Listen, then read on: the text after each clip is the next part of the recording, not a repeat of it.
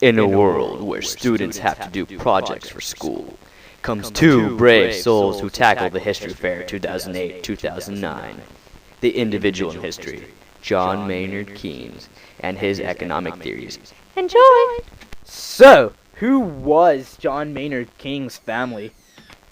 His father was a noted lecturer at Cambridge University. His mother was a successful author and social reformer, and later became mayor of Cambridge.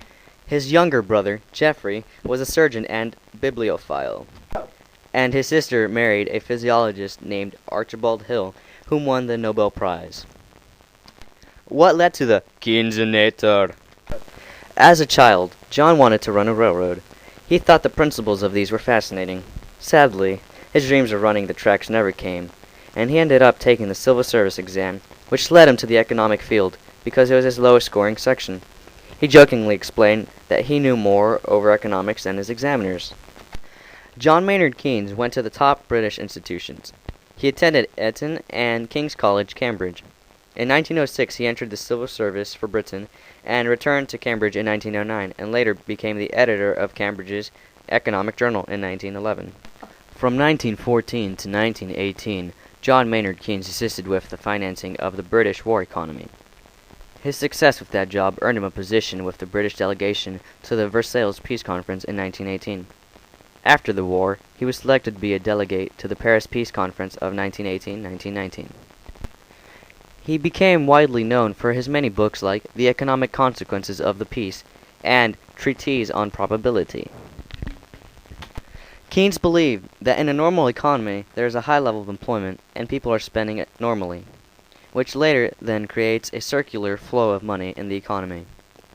When something happens to the confidence of the consumer, they start saving and aren't spending any money, which in turn is cutting the circulation of money from the economy.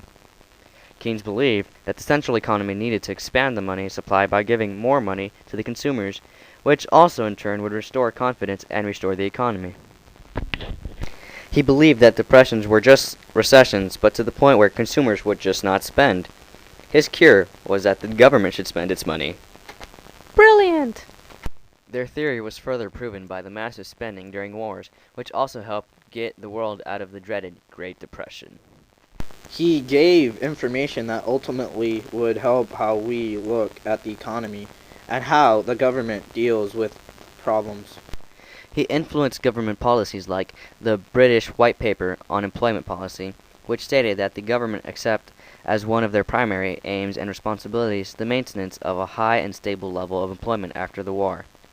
In the United States, the Employment Act of 1946 stated, "The Congress hereby declares that it is continuing policy and responsibility of the federal government to promote maximum employment, production, and purchasing power."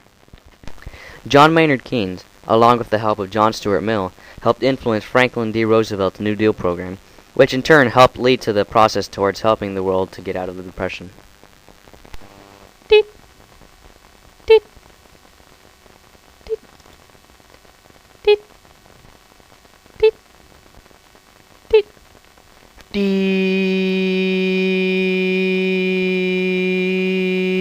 Call it, doctor. April 21st, 1946.